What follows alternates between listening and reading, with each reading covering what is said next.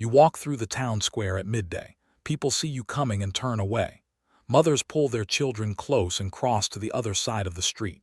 A shopkeeper who sold you bread yesterday now locks his door when you approach. You knock. He shakes his head and points for you to leave.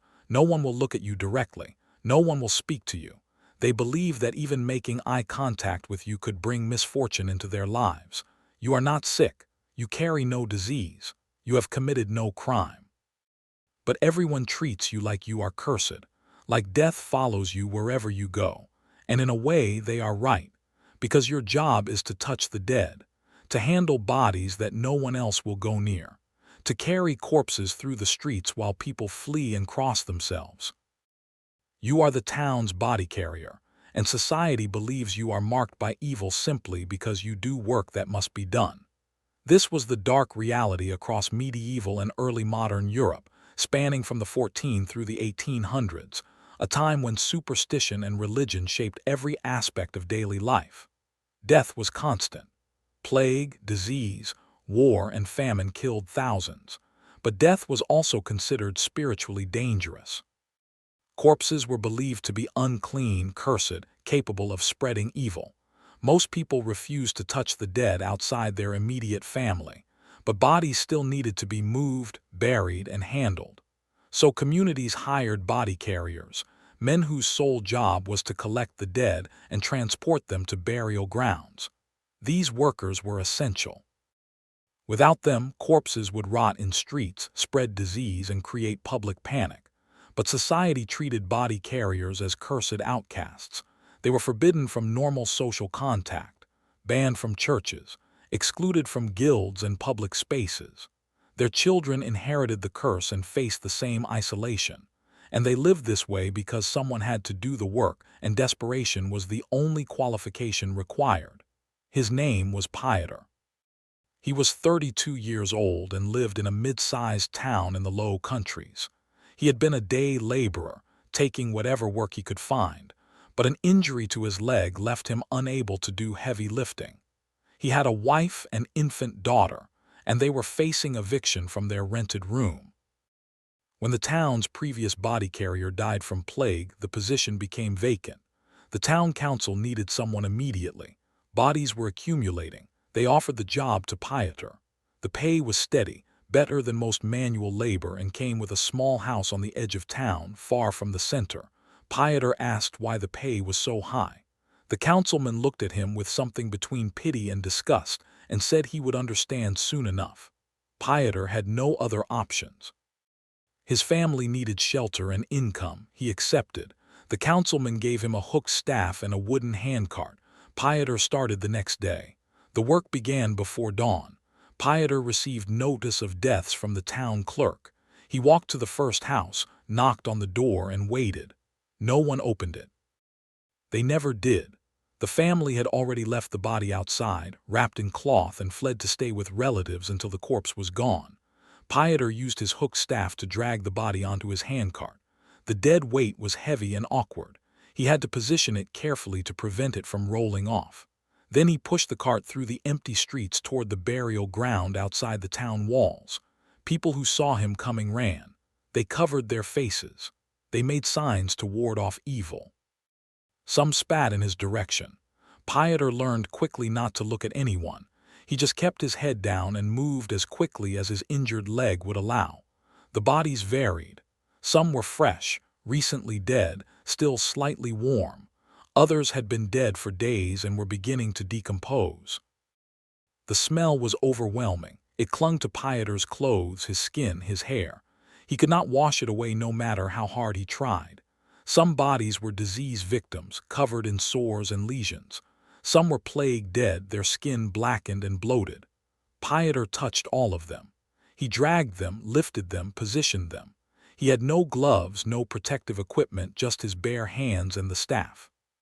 At the burial ground, he unloaded the bodies and helped the gravedigger, another cursed outcast, lower them into mass graves.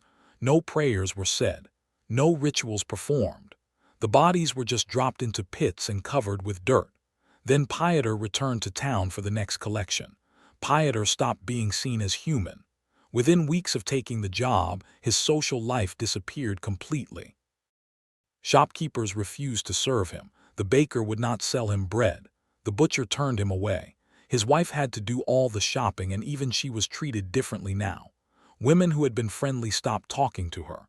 Other mothers would not let their children play with Pieter's daughter. The family was isolated, contaminated by association. Pieter tried to attend church one Sunday. He stood at the back, hoping to participate in the service.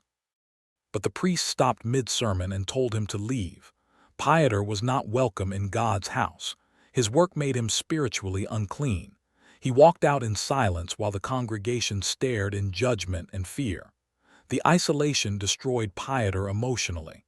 He had been a social person, someone who enjoyed conversation and community. Now he existed in complete silence. No one spoke to him except to tell him where to collect a body. He ate his meals alone. He walked through town like a ghost, invisible to everyone except when they needed his services. His wife tried to comfort him, but she was struggling too. She was exhausted from the constant rejection and worry about their daughter growing up marked by her father's profession. Pieter started to believe what people said about him, that he was cursed, that death followed him, that he was unclean. He stopped looking at himself in reflections. He stopped thinking of himself as Pieter. He was just the body carrier, a thing that touched death. Think about this. Imagine doing essential work that prevents disease and public chaos, but being treated like you are evil because of it. Imagine your child being excluded and shamed for something you had to do to survive. Could you bear that isolation? And what does it say about a society that creates work it considers cursed, then punishes the people desperate enough to do it? The dangers were constant and deadly. Pieter was exposed to plague, cholera, typhus, and every other disease that killed in that era. Every body he touched carried potential infection. He had cuts and scrapes on his hands from the rough work. Every contact was a chance for disease to enter his bloodstream. He became sick multiple times, high fevers that lasted for days, vomiting and weakness that left him bedridden. His wife nursed him through the illnesses with no help from anyone else. No doctor would treat a body carrier. They survived on luck and her care. But Pieter knew his luck would eventually run out. One incident broke something inside him. He was called to collect a child, maybe 5 years old, who had died from fever. The family had left the small body outside as usual. But when Pieter arrived, the mother was there, standing in the doorway, crying. She begged him to be gentle, to treat her child with care. Pieter nodded and promised he would. He wrapped the tiny body carefully and placed it on his cart. But as he walked away, he heard the mother screaming curses at him, blaming him for her child's death, calling him a bringer of plague. Pieter said nothing. He just kept walking.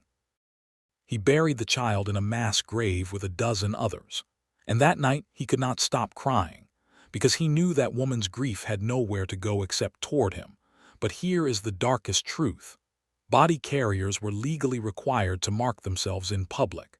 In many towns, they had to wear specific colored clothing or badges that identified them. In some places, they had to carry bells and ring them as they walked so people could avoid them. They were deliberately marked as cursed, made visible so society could reject them more easily. Pieter was required to wear a yellow armband whenever he left his house. That armband told everyone what he was before they even saw his face. He was branded, marked, made into a symbol of death and fear. Now think about this.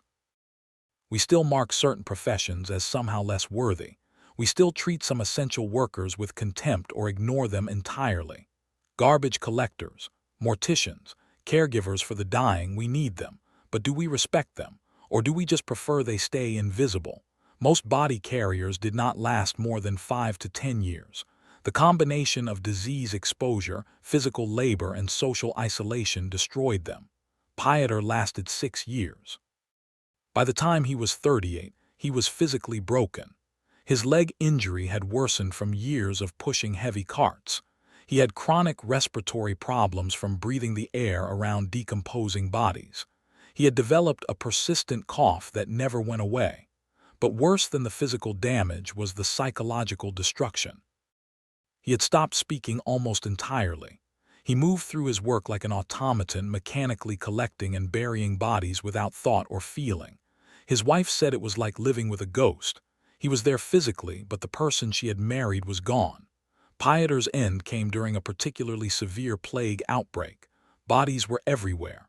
Pieter was collecting multiple corpses a day, sometimes 10 or more. The work was overwhelming. He was exhausted, sick, and emotionally shattered. One morning he collapsed while loading a body onto his cart. He tried to get up but could not. His body simply gave out. Other body carriers from nearby towns came to help during the outbreak. They found Pieter lying in the street, still breathing but unable to move. They carried him home. He died 3 days later from a combination of plague and complete physical exhaustion. He was 38 years old. Pieter's wife buried him in the same mass grave where he had buried hundreds of others. There was no ceremony, no marker, just another body in the ground. The town hired a new body carrier within days. His daughter, now 7 years old, would grow up marked by her father's profession. She would face the same isolation and rejection. The curse would follow her for the rest of her life. Society needed people like Pieter to handle death when no one else would. Without body carriers, corpses would have rotted in streets, spreading disease and causing mass panic. Pieter kept communities functioning during plague years and epidemic outbreaks. He prevented the collapse of public health. He did work that saved lives, but society repaid him with isolation, hatred, and the label of cursed. He was essential and despised, necessary and rejected. He gave 6 years of his life, his health, and his humanity to keep his town safe from disease, and the town treated him like a walking curse. The job eventually disappeared as cities developed more organized systems for handling the dead. Professionalized undertakers and municipal burial services replaced individual body carriers. But during Pieter's time, these workers existed in a brutal limbo, performing essential services while being treated as spiritual pariahs. Pieter was one of thousands across Europe who lived and died this way. Most have no names, no records. They were just the cursed ones who touched death. Pieter is gone now. The mass grave where he was buried has been built over. The streets he walked with his cart have been repaved. The town that used him and rejected him has forgotten he existed. But the work he did kept that town alive during its darkest years. He carried death so others could live. He absorbed the curse so society could function. And no one ever thanked him. If you think being a body carrier was the most cursed job in history, there were others. Jobs that marked people even more permanently. Jobs that condemned entire families to generations of isolation. Jobs where society needed the work done but could never forgive those who did it. And some of those patterns still exist today.